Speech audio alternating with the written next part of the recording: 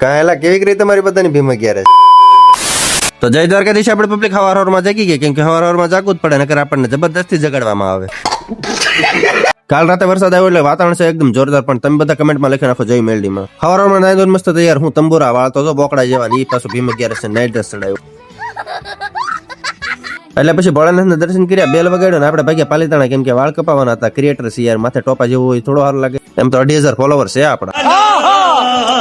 ભોગી ગયા પાલીતાણા, આવી ગયા વાણીની દુકાને. ઓહો, માથે એટલી બધી સિપટ્ટુ ભરાઈ. આ તો મને બેબી ડોલ જેવો બનાવી નાખી.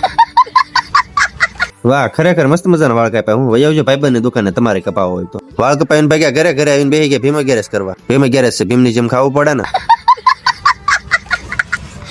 બપોર પછી સેજુ સાથે આપણે ભાગ્યા પાલીતાણા. રજાનો દિવસ છે ને એટલે થોડી ઘણી પાલીતાણામાં ખરીદી કરી લેવી. પણ આજ તો અડધું પાલીતાણા બન્યું હતું. ભીમ અગિયારસ તો આવું ભૂલાઈ જ ગયું. એટલે રખડતા પહોંચી ગયા ઠામ વાળાની દુકાને, આપણે લઈ લીધી તાવડી. જ્યાંથી પહોંચી ગયા આપણે પાલીતાણાના ફેમસ ગોપાલભાઈ ભૂંગળા બટેટા વાળા પાસે. તમે કોઈ આ જગ્યાએ ભૂંગળા બટેટા ખાવા આવેલા કે નહીં, જરાક કમેન્ટ કરીને જણાવજો. પછી આપણે એકાદી ડીશ ભૂંગળા બટેટા ઉલાડા થઈ ગયા. પછી આપણે ઘર બાજુ હાલતા. ઘરે આવીને બહાર ફળિયામાં ખુલ્લા પવનમાં આવી ગયા બે હવા. હાલો ત્યારે આજનો વ્લોગ ને કરી નાખશો પૂરો. તમને વ્લોગ જોઈને મજા આવતી જરાક ફોલો કરી નાખજો ને.